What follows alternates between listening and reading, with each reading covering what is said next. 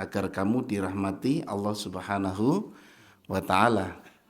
Jadi kalau kita baru mendengar Al-Qur'an saja, ya, baru mendengar Al-Qur'an saja, kalau kita mau mendengarkan ya dengan seksama, itu Allah akan memberikan rahmat kepada kita. Bapak Ibu kalau di rumah suka dengerin ayat Quran nggak? Suka. Di mana dengerinnya? Kalau di dalam rumah ya bisa kita dengarkan murotal gitu ya. Dengar murotal itu insya Allah mendapatkan rahmat Allah Subhanahu wa ta'ala. Karena kata Nabi, yang memasukkan kita, yang membuat masuk surga ya, yang membuat kita masuk surga itu bukan amalan kita tapi rahmat Allah. Terus ada yang berpikir gini, Ustadz kalau gitu saya nggak usah beramal aja deh. Toh yang memasukkan ke dalam surga itu rahmat Allah bukan amalan kita. Nah itu berpikir yang kurang tepat. Kita justru harus berpikir bagaimana mungkin kita mendapatkan rahmat Allah kalau kita tidak melakukan amalan. Itu ada cerita Ustadz, ada orang, mohon maaf, pelacur, seorang pelacur yang hari-harinya bermaksiat, kemudian ada seekor anjing yang kehausan, dia kasih minum pakai sepatunya, kemudian dia masuk surga.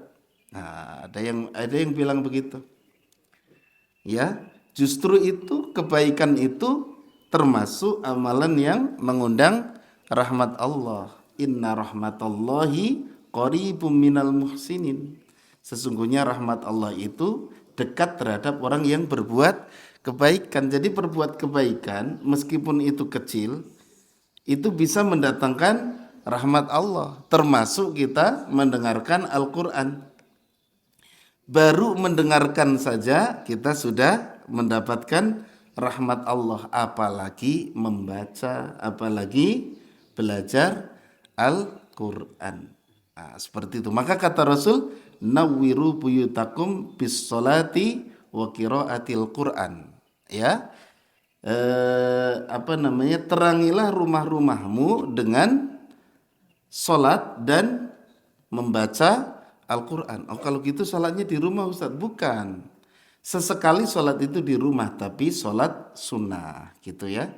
Jadi ada sahabat yang hari-harinya tuh semua sholat di masjid gitu. Makanya kata Rasul, nawiru buyutakum bis sholati wa qiraatil Quran. Kayak sholat tahajud itu sesekali di rumah gitu ya. Tapi kalau sholat wajib upayakan di masjid. Karena datang ke masjid juga itu rahmat Allah. Ya, tahu kan doanya masuk masjid, Allahumma ftahli abwaba rahmatik. Ya Allah bukakan pintu-pintu rahmat. Ya, pintu-pintu berarti di masjid itu banyak banget rahmat Allah Subhanahu wa taala. Nah, gitu. Jadi terangilah rumah-rumahmu dengan sholat dan membaca Al-Quran. Maka dari itu Bapak Ibu, waktu Ramadan mungkin ada kita khotam ya, bisa sampai berapa kali biasanya? 2 kali, alhamdulillah. Kalau di luar Ramadan berapa kali? Ya Al-Quran itu turun di bulan Ramadan saja, turun dari lemari ya. Nanti pas udah Ramadan naik lagi kadang-kadang. Padahal amalan itu bisa mendatangkan rahmat Allah. Rahmat Allah berupa apa? Banyak banget Bapak Ibu. Bisa jadi ketentraman rumah tangga, bisa jadi kemudahan rizki, ya itu rahmat Allah. Kalau kita ingin melihat rahmat Allah, ya lihatlah bagaimana seekor binatang yang menyayangi anaknya. Sepuas-puasnya harimau, nggak ada harimau yang memakan anaknya, ya sekuat-kuatnya gajah, nggak ada gajah yang menginjak anaknya. Itu bukti rahmat Allah Subhanahu wa taala. Jadi dengan kita interaksi dengan Al-Qur'an ya bisa jadi Allah memberikan rahmat-rahmat Allah berupa kedamaian dan sebagainya. Karena kata Allah, ya ayuhan nasu qad ja'atkum mau'izatum mir rabbikum. Ya, wahai manusia telah datang kepadamu mau'izatum mir rabbikum, nasihat dari Tuhanmu. Nasihat itu apa? Yaitu Al-Qur'an. Jadi Pak, Bapak Ibu, Ya, kalau kita hafalan Quran yang paling bagus itu adalah hafalan dengan hati. Bapak Ibu, kenapa kalau hafalan teh suka ngeblank? Ya, suka ngeblank itu karena hafalannya baru nyampe otak. Di sini ada yang hafalan Bapak Ibu? Anak saya nggak akan saya sekolahkan tahfidz lah, paling nanti jadinya imam taraweh, paling nanti jadinya imam sholat. Nggak begitu. Justru anak-anak atau cucu-cucu kita ya itu disekolahkan tahfidz ya, supaya ketika mereka menjadi dokter yang hafidz Quran, ketika mereka menjadi menteri, menjadi menteri yang hafidz Quran. Begitu cara berpikirnya ya. Nah, hafalan Al-Quran itu pertama kali masuk itu ke otak. Biasanya kalau ke otak itu kita masih loading, masih mikir. Ya, coba sekarang saya bacakan, Bapak Ibu teruskan. Bismillahirrahmanirrahim. Alhamdulillahi rabbil alamin. Lanjutin. Itu bukti bahwa hafalan kita sudah nggak di otak lagi, tapi sudah di mulut. Ya, atau apal cangkem kalau kata orang Sunda. Ya, itu level berikutnya. Nah, gitu ya. Itu level berikutnya. Jadi level pertama masuk ke otak kita. Nah, seperti itu. Nah, coba lanjutin lagi. Inna syani'aka huwal abtar. Yuk lanjutin.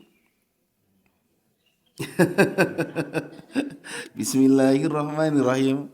Naonnya lanjutannya surat apa ya?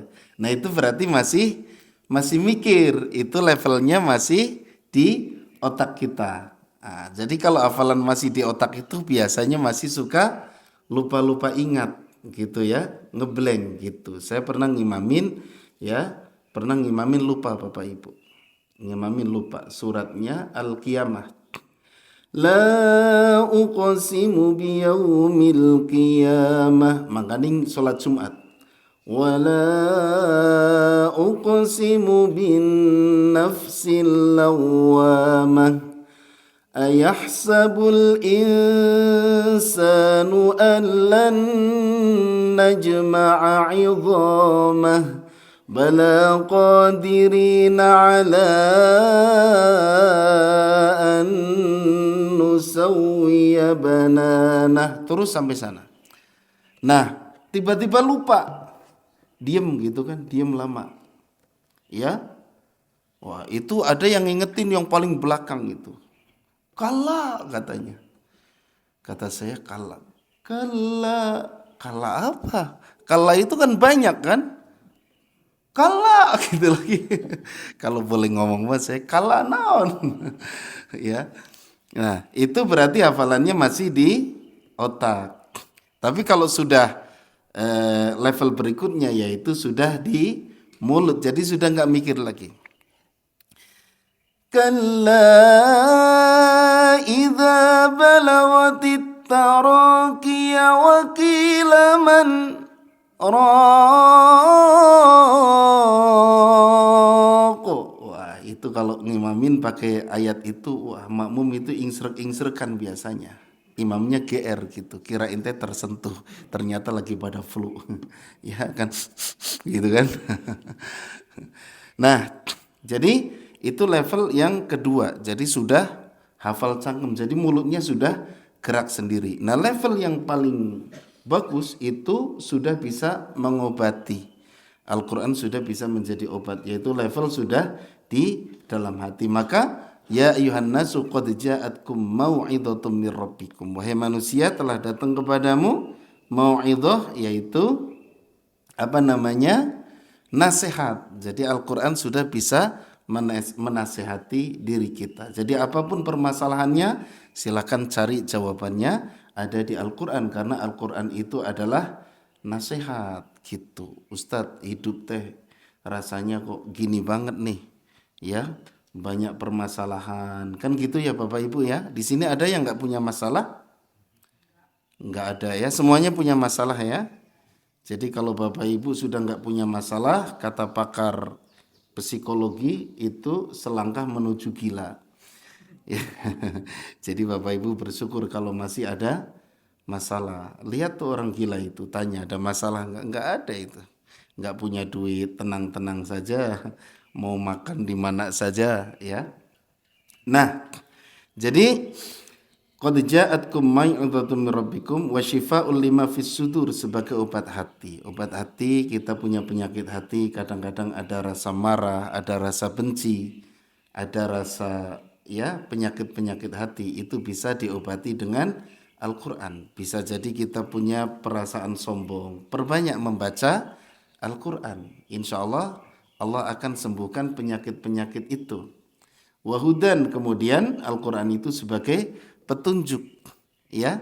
Jadi Bapak Ibu, namanya kehidupan itu ada petunjuknya, yaitu Al-Quran. Jangan sampai kita hidup itu tanpa petunjuk.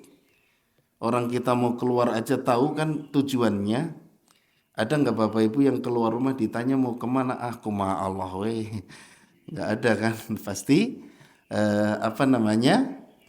butuh, pasti harus ada kejelasan. Nah, Al-Qur'an ini adalah petunjuk, ya, wa hudan wa rahmatul lil mukminin, dan rahmat tadi. Jadi kasih sayang Allah kepada kita semua. Maka kalau kita ingin mendapatkan rahmat Allah, pertama salah satu amalannya yaitu berinteraksi dengan Al-Qur'an. Lalu interaksi dengan Al-Qur'an itu apa saja? Yang pertama qiraah.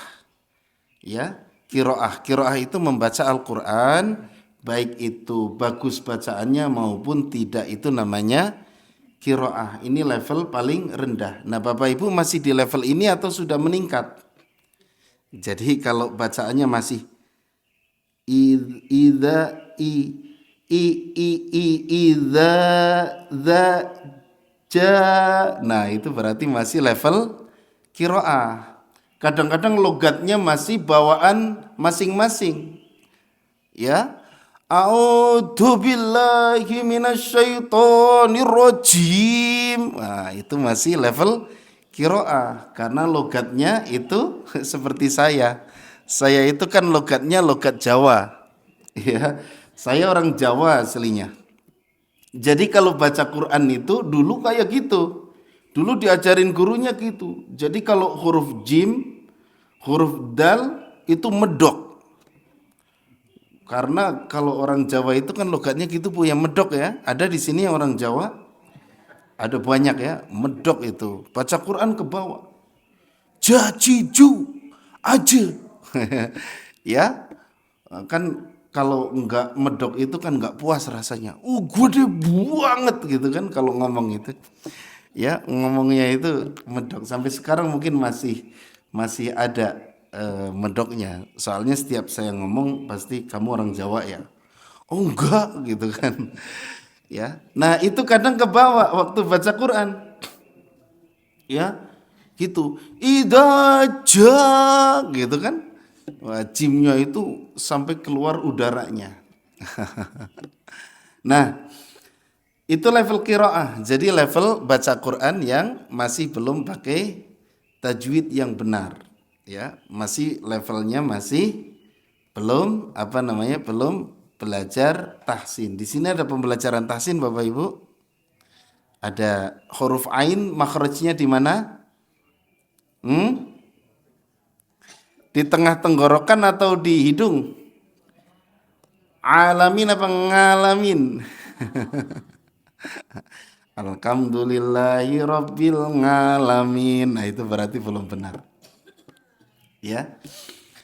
Nah, maka level berikutnya adalah level yang sudah bagus, yaitu levelnya level tartil. Bacaannya sudah sesuai dengan kaidah tajwid yang benar. Nah, ini biasanya di masjid-masjid sudah diajarkan, ya.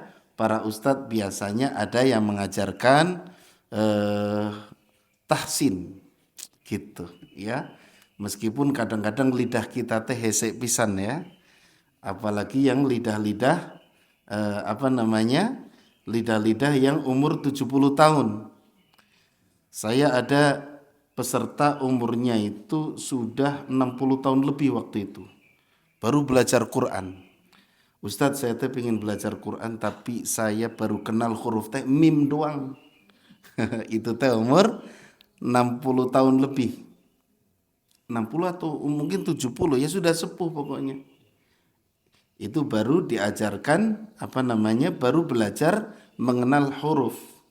Ustadz tapi nanti kalau ada rekan saya datang, Ustadz langsung pergi aja ya, malu saya belajar Iqra.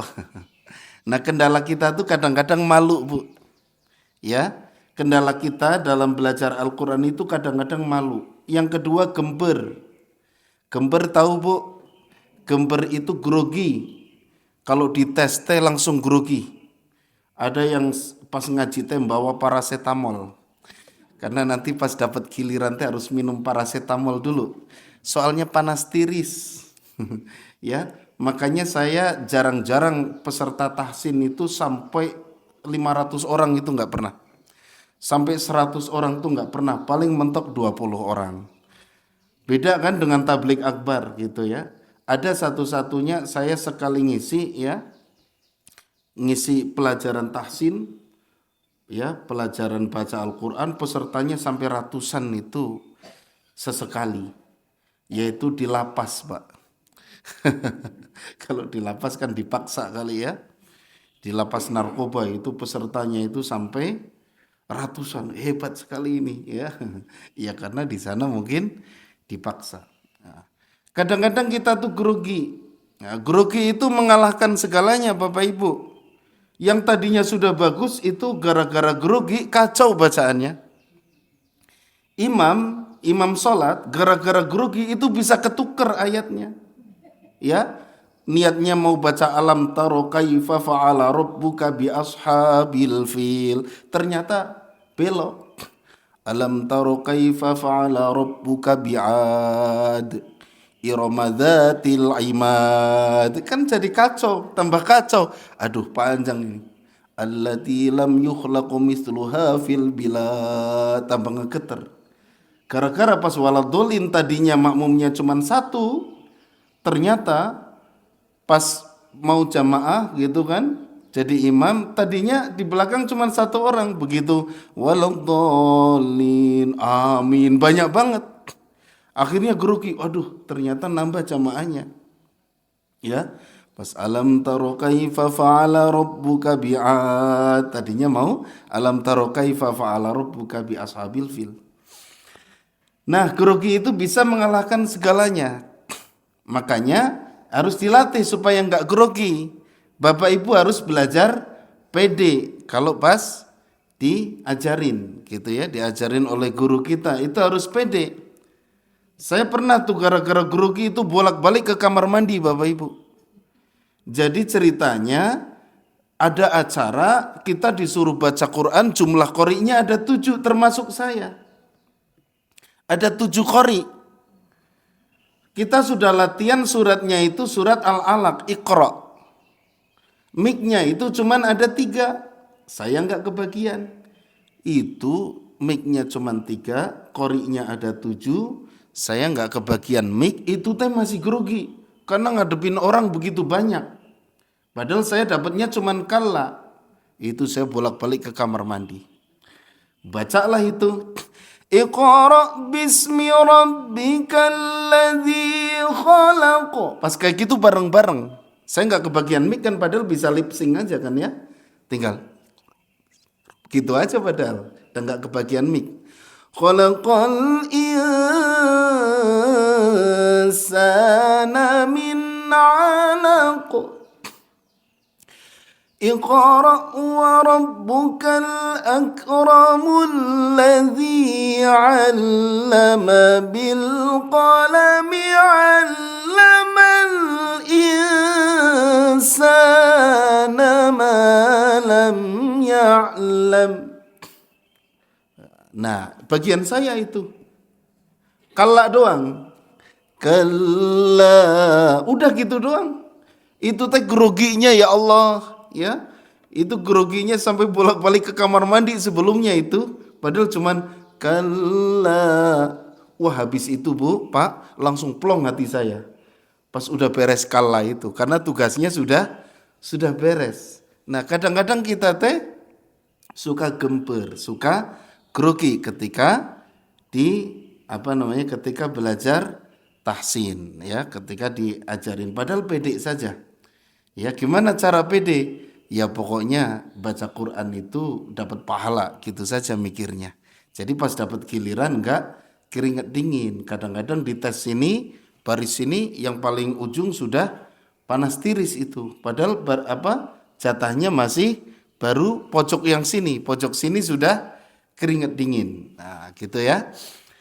Nah, jadi level berikutnya adalah tadi kita membaca Al-Qur'an secara tartil, ya. Nah, tartil ini penting karena baca Al-Qur'an itu keindahannya bukan hanya pada irama saja, tetapi termasuk bacaan Al-Qur'an. Saya ditanya nih, Ustadz, kalau saya suaranya fals, gimana nih kalau baca Quran, ya, supaya terdengar enak? Nah, Bapak Ibu, keindahan bacaan Al-Quran itu bukan hanya pada irama saja, tetapi termasuk pada bacaan. Bacaannya iramanya bagus, kalau bacaannya kacau itu tidak akan terdengar indah. Tetapi keindahan itu juga harus diupayakan, gitu ya. Keindahan harus diupayakan.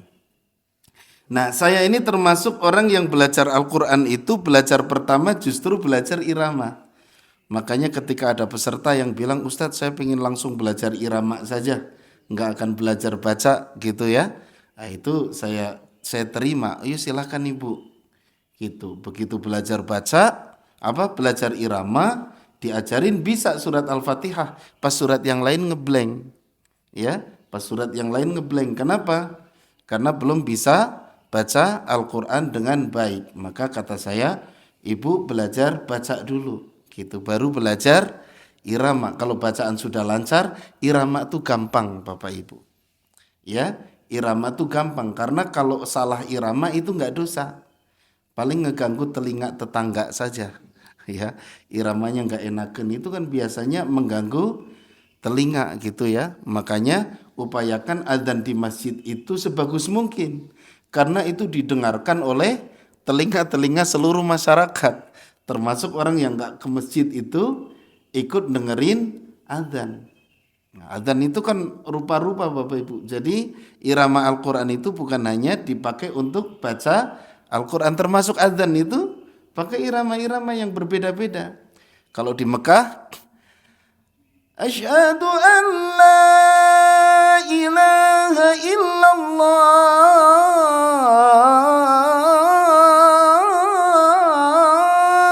Itu bayati itu. Itu irama bayati. Bayatinya jawabul jawab. Asyhadu an la ilaha illallah.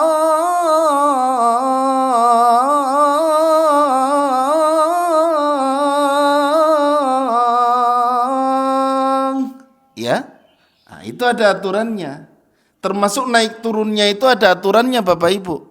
Kebayang nggak kalau irama adzan kebalik? Nada pertamanya turun, nada keduanya naik. Itu kacau itu. Kita dengernya pasti aneh. Misalnya nada pertama turun. Allahu Akbar, Allahu Akbar, Allahu Akbar, Allahu Akbar. Kebalik, yang kedua malah naik. Ya, soalnya nanti ujungnya jadi naik. Allahu Akbar, Allahu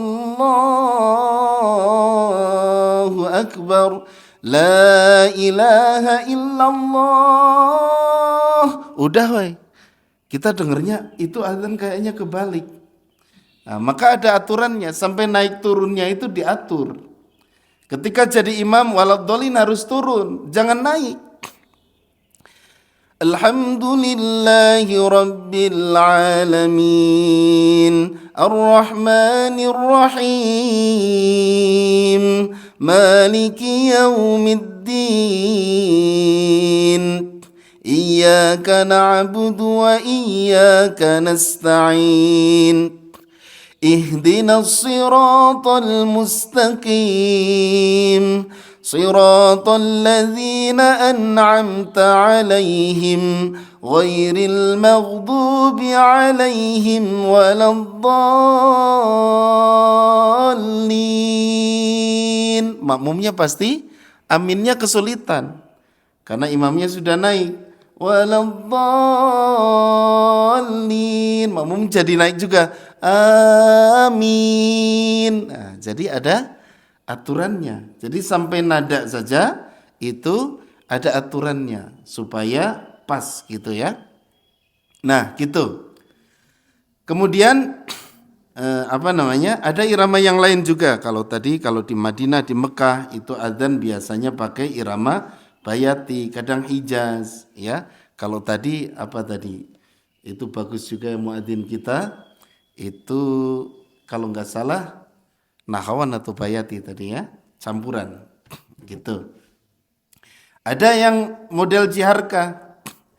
Asyhadu an la ilaha illallah.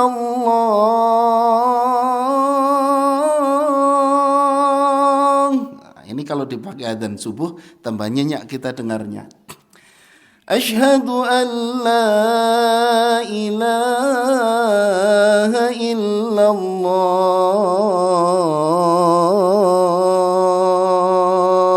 Nah, itu jiharkah namanya. Ya, adzan versi jiharkah. Kalau baca Quran, Alhamdulillahi Rabbil Alamin, Ar-Rahmanir Rahim, Maliki Yaumiddin. Nah, itu jiharkah. Jadi boleh kita belajar Quran dari manapun yang kita pengen. Ya, asal ada keinginan untuk belajar Quran itu sudah luar biasa. Saya dulu pertama kali seneng bacaan Quran itu karena ada pembelajaran irama. Saya masih kecil, belum bisa baca Quran. Ikut bapak saya, ikut bapak-bapak yang lain belajar irama. Tapi iramanya teh mujawad. Tahu ibu mujawad teh yang gimana? Yang tinggi-tinggi. Bismillahirrahmanirrahim. Nah, belajarnya langsung kayak gitu. Ya. Ustadz, gimana tuh supaya nafasnya panjang? Itu ada teknik nafas perut Bapak Ibu. Jadi caranya tuh nafasnya dimasukkan ke perut. Makanya ini perut saya besar ini gara-gara sering latihan nafas. Campur lemak juga ya. Jadi ada teknik olah vokal, ada teknik olah nafas. Nanti kita akan belajarlah sedikit mengenal ya. Kenapa nafas kita teh pendek? Sebenarnya nafas semua orang tuh sama. Ya. Nah, jadi saya pernah ketemu Ustadz Muammar ZA. Ustadz Muammar ZA itu terkenal nafas terpanjang di Indonesia. Satu surat Al-Fatihah itu satu nafas Bapak Ibu. Coba Bapak Ibu satu nafas dan mujawad kayak tadi. Jadi gini. Alhamdulillahi Rabbil Alamin Ar-Rahmanir Rahim Maliki Yaumiddin Iyyaka na'budu wa iyyaka nasta'in ihdinas siratal mustaqim siratal ladzina an'amta 'alaihim. Saya baru segitu saja sudah nggak sampai. Itu Ustadz Muammar ZA itu sampai waladhdallin. Saya waktu itu masih SMA. Ya. Pas ada Ustadz Muammar ZA saya lihatin itu. Saya lihatin ini nafasnya kok panjang banget ya. Ya, saya pikir kalau bernafas sehari-hari itu nggak habis-habis. Logika saya dulu begitu. Saya pikir sekali ngambil nafas itu, terus kesananya tuh ngambilnya lama lagi gitu. 1 menit baru ngambil lagi. Saya pikir begitu. Ternyata enggak. Pas bernafas biasa itu sama seperti kita. Artinya apa? Artinya nafas itu bisa dilatih. Kan suka ada yang nanya ke saya, Ustadz gimana sih caranya supaya irama yang cocok untuk yang nafasnya pendek? Bukan irama yang cocok untuk nafas pendek. Yang benar itu adalah nafas kita dilatih supaya panjang. Karena dengan nafas panjang itu bacaan kita lebih sempurna Bapak Ibu. Karena baca Quran itu harus satu nafas. Ya, jangan disambung-sambung nafasnya. Innalladzina kafaru sawa'un alaihim a'angdzartahum, kayak orang bengek gitu ya. Jadi harus satu nafas, makanya nafasnya harus dilatih dan itu ada pelatihannya Bapak Ibu. Ya, ada pelatihannya. Jadi ada teknik olah nafas, ada teknik olah vokal supaya bacaan kita tuh lebih sempurna. Karena kalau kita ngambil nafas di tengah-tengah, ya, itu jadi nggak sempurna hurufnya. Makanya harus satu nafas. Nah, saya lihat Ustadz Muammar ZA ini kalau nafas sehari-hari biasa saja sama kayak kita. Saya lihatin benar Bapak Ibu. Mungkin beliau duduk di sini misalnya, beliau duduk di sini, saya di sebelahnya. Saya lihatin, saya masih kecil dulu. Nah, beliau sambil makan jeruk, saya masih ingat banget. Malah sisa jeruknya dikasih ke saya. Mungkin disangkanya ini anak ngeliatin terus pengen jeruk kali gitu. Padahal enggak, saya ngeliatin nafasnya. Ternyata nafas yang sepanjang itu, ya, nafas yang sepanjang itu pas bernafas sehari-hari itu sama kayak kita. Berarti logikanya nafas itu bisa dilatih. Cuman kadang kita enggak tahu latihannya. Gitu. Dulu nafas saya juga pendek Bapak Ibu. Kalau adzan itu saya sambung-sambung. Hayya 'alas shalah.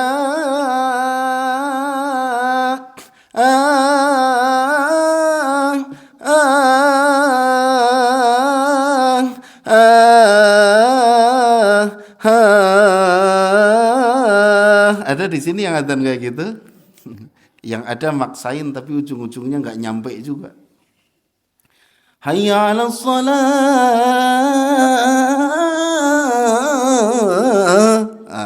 Kadang-kadang kita jadi ngebut ujungnya, ya, ujungnya jadi ngebut gara-gara nafasnya nggak cukup. Innalladzina kafaru sawa'un 'alaihim a'andzartahum am lam tunzirhum la yu'minun. Gara-gara nafasnya nggak cukup. Padahal tempo baca Al-Qur'an itu harus stabil dari awal sampai akhir, itu harus stabil. Ya, dari awal sampai akhir harus stabil. Jangan tiba-tiba nyepetin, tiba-tiba lambat, nggak boleh.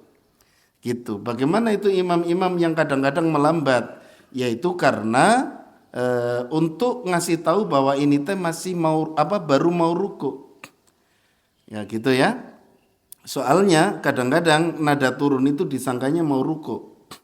Ya, misalnya wasari'u ila maghfiratin min rabbikum wa jannatin 'arduha as-samawati wal ardu u'iddat lil muttaqin. Nah, disangkanya imam mau ruku, kita sudah ngelepasin tangan.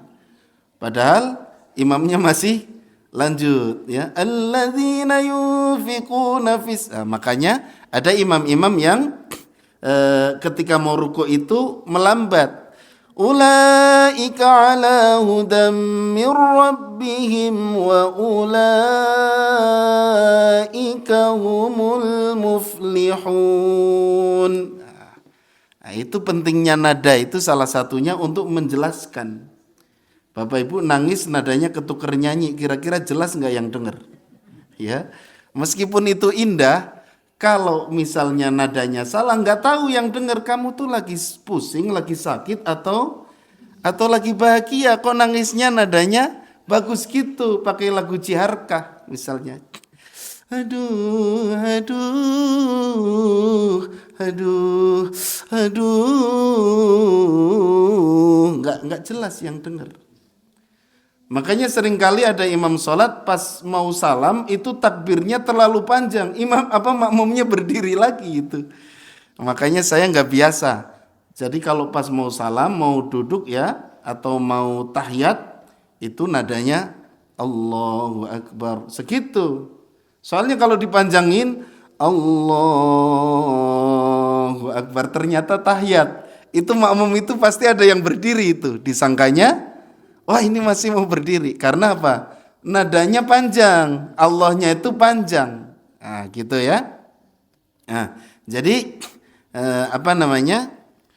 Nada itu sangat berpengaruh untuk menjelaskan sesuatu. Nah, gitu. Tadi sampai mana tadi? Sampai pelatihan nafas ya. Jadi ternyata nafas itu bisa dilatih supaya panjang. Caranya gimana? Ambil nafas perut Bapak Ibu. Ya, ambil nafas perut. Ciri-ciri nafas perut itu gimana? Kalau ngambil nafas itu perutnya mengembung. Ya. Nah, jadi sering dikembungin perutnya gitu, ya. Jadi gini. Punten. Nah, ini perut saya kembung. Jadi nafas perut itu nih. Ketika bernafas, ambil udaranya dikembungin, bukan ke dada, bukan gini. Kalau itu nafas dada, kalau apa? Pundaknya terangkat. Nah, gitu ya. Jadi gitu. Itu nafas perut. Kemudian nafas perut itu lebih cepat ngambilnya pakai mulut. Nah, gitu. Makanya kalau orang yang ngerti itu biasanya ambil nafas mau baca Quran tuh pakai mulut. Pertama, nafasnya langsung ke perut. Yang kedua, ngambilnya cepat. Ya. Kalau pakai hidung itu lama, bisa saja ke perut tapi lama, ya, gitu. Ya, jadi kalau pakai hidung ini, kan lama malah, ya. Coba ada nggak penyanyi yang ngambil nafasnya pakai hidung? Nggak ada, Pak. Karena tekniknya itu pakai mulut. Karena kalau pakai hidung itu lama, musik sudah kemana dia baru nyanyi. Wahai pemilik nyawaku, betapa. Nah, begitu juga kalau kita baca Quran. Kebayang kan kalau imam sholat ngambil nafasnya pakai hidung, nggak beres-beres. Bismillahirrahmanirrahim. Alhamdulillahi rabbil alamin. Ar-Rahman malah sesek kita dengarnya. Waladdallin. Makmumnya juga amin. Nah, makanya ngambil nafasnya tekniknya tuh pakai mulut. Jadi gini. Alhamdulillahi rabbil alamin. Ar-Rahmanir-Rahim. Gak kelihatan ngambilnya. Nah, gitu. Jadi sedikit aja ngambilnya. Maliki yaumiddin. Iyyaka na'budu wa iyyaka nasta'in. Nah, gitu. Itu teknik, ya. Pertama ambil nafas dari mulut, ya. Nah, kemudian kalau latihan pernafasan pakai hidung. Perhatikan ya, ada dua latihan. Yang pertama latihan khusus nafas, yang kedua latihan nafas beserta suara. Ya.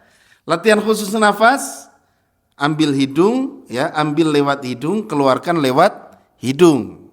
Ya. Itu kalau teknik ngambil latihan nafas. Jadi gini. Nah, kalau itu memang harus pelan Bapak Ibu. Ya. Wah, sudah habis waktunya. Belum ya. Jadi kalau latihan nafas Bapak Ibu mengambilnya pakai hidung. Tapi dihitung misalnya 5 detik. Dihitung 5.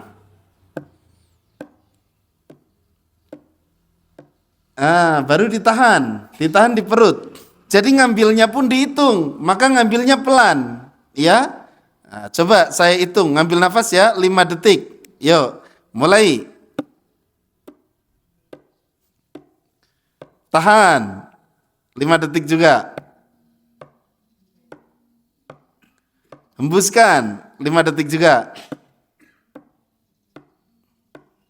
Tahan lagi, 5 detik. Ada yang sudah nggak kuat ya. Nah gitu caranya. Jadi ambil misalnya 5 detik, tahan 5 detik, keluarkan 5 detik, tahan lagi 5 detik, ambil lagi 5 detik, nggak putus sampai 10 menit. Nah itu cara latihan nafas. Ya, itu teknik olah nafas. Nah, jadi supaya kuat, nafas kita supaya kuat. Itu latihannya kayak gitu. Kalau Bapak Ibu kuat 10 menit, bukan 10 menit nahan ya. Kalau 10 menit nahan nafas, wah itu bisa lewat. Innalillahi wa inna ilaihi rajiun nanti. Maka 10 menit itu dari potong-potongan tadi. Misalnya 5 detik, 5 detik, 5 detik, terus sampai 10 menit jangan putus.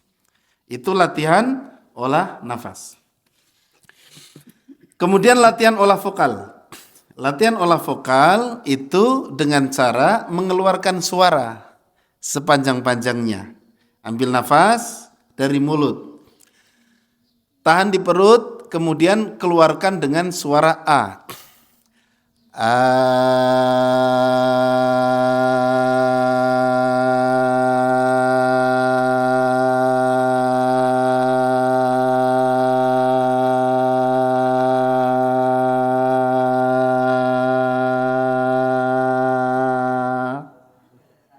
Ya, hitung kira-kira kuat nggak 1 menit kayak gitu bunyi A-nya. Kalau 1 menit itu sudah panjang banget Bapak Ibu. Karena adzan terpanjang yang saya dengarkan Ustadz Muammar ZA tadi, itu kalau adzan itu sampai 1 menit panjangnya. Ya, 1 menit.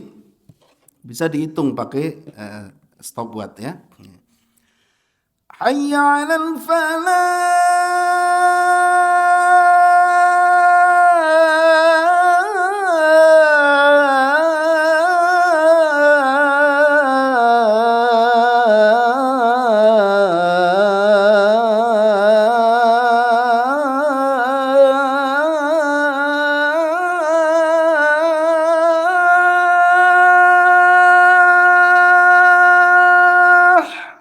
Ini speakernya dikeluarin, khawatir nanti ada yang sholat subuh gitu kan, oh baru subuh.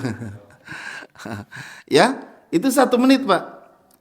Saya pernah hitung itu 1 menit. Hayya 'alal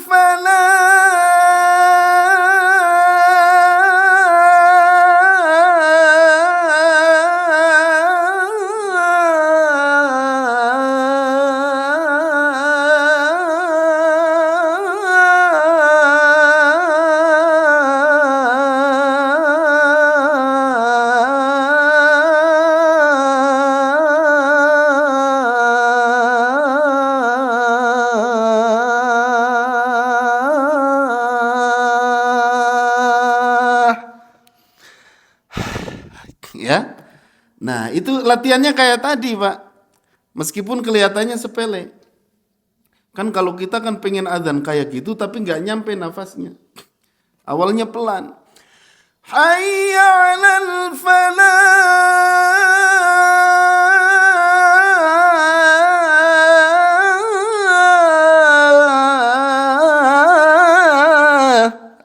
Itu nggak cukup nafasnya gara-gara. Nah, latihannya kayak tadi. Kenapa saya sebut latihannya kayak tadi? Karena dulu saya latihannya juga begitu Bapak Ibu. Latihannya cuman gitu aja. Emang ngefek Ustaz? Ngefek banget. Kelihatannya sepele tapi ngefek. Tapi ya jangan satu nada gitu aja. Nanti naikkan. Naikkan kalau tadi nanti naikkan lagi jadi lebih tinggi lagi gitu. Setelah itu baru latihan nada dari rendah sampai tinggi.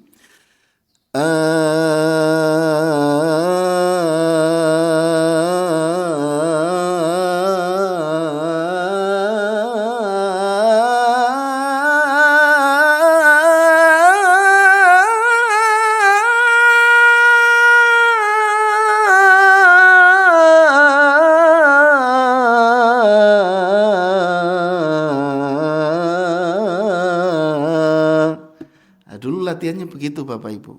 Dan latihan yang paling bagus itu jam segini. Subuh tuh. Ya, ada yang ngasih tahu bangun tidur langsung teriak katanya. Saya ngikutin karena yang ngomong itu Qori nasional.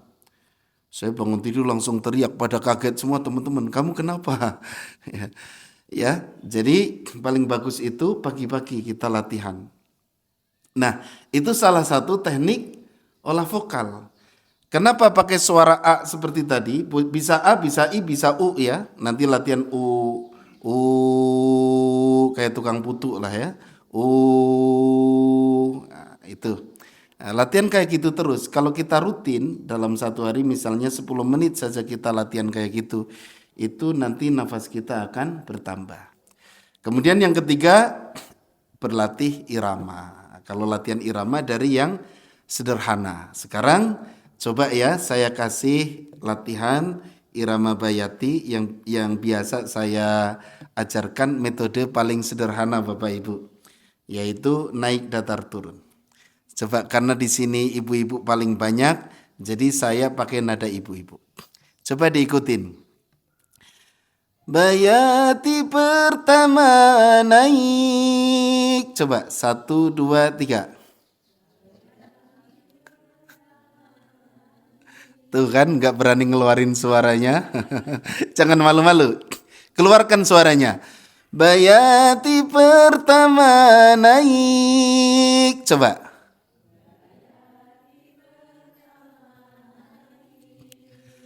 Bayati kedua datar. Coba.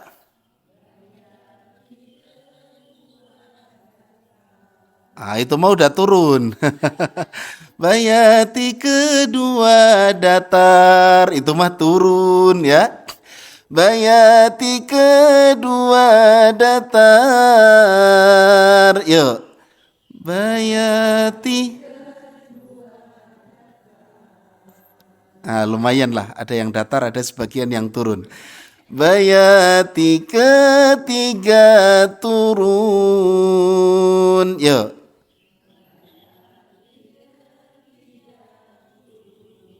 Nah, gitu ya. Itu yang paling sederhana. Kita ulang. Bayati pertama naik. Coba.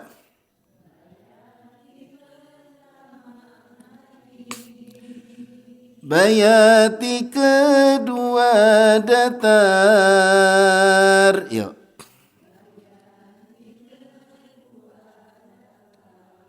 Udah turun. Bayati ketiga turun. Yuk. Nah, gampang ya Bapak Ibu ya. Ustadz udah biasanya mas saya nada teh turun wae pas baca Quran. Jadi pas dikasih naik teh hese. Turun gimana gitu Bu? Bismillahirrahmanirrahim. Turun. Alhamdulillahi rabbil alamin. Turun dei. Ar-Rahmanirrahim. Turun dei wae. Ya, makanya latihan naik datar turun. Coba kita terapkan ke surat Al-Fatihah. Tawud sama basmalah turun, setelah itu naik datar turun. A'udzu billahi minasyaitonir rajim. Coba 1, 2, 3.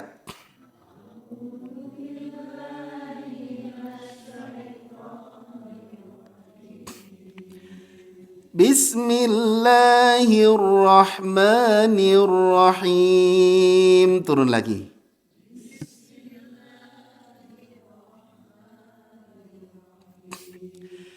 Alhamdulillahi rabbil alamin. Naik.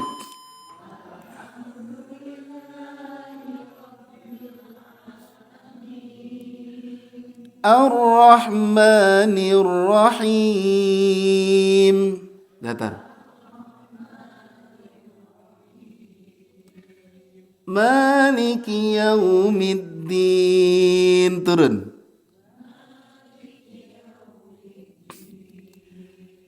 Iyyaka na'budu wa iyyaka nasta'in. Naik.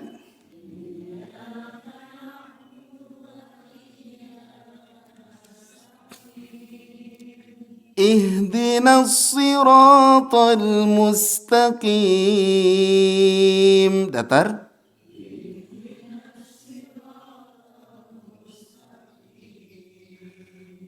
Siratal ladzina an'amta alaihim. Turun.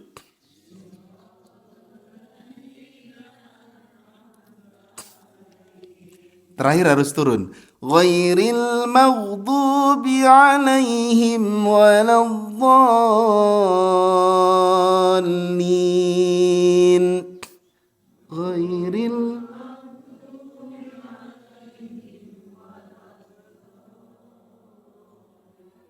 Iya, gampang ya Bapak Ibu ya. Nah, insya Allah. Saya juga ada peserta umurnya sudah 70 lebih. Itu bisa mengikuti irama-irama. Cuman ya kadang sok ketukar-tukar wae. Ya, pas diajarin bayati, terus nanti diajarin nahawan, bayatinya lupa. Pas diajarin ciharka, bayati hilang, nahawan lupa. Pas sudah belajar tujuh-tujuhnya, pas dites, coba Pak surat Al-Fatihah, irama bayati. Oh siap Ustadz. Coba. A'udzu billahi minasyaitonir rajim. Sip. Coba nahawan, bentar Ustaz. Oh ya nahawan.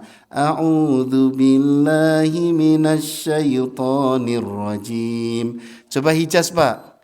A'udzu billahi minasyaitonir rajim. Jiharkah, Pak? A'udzu billahi minasyaitonir rajim. Sikah, Pak? A'udzu billahi minasyaitonir rajim.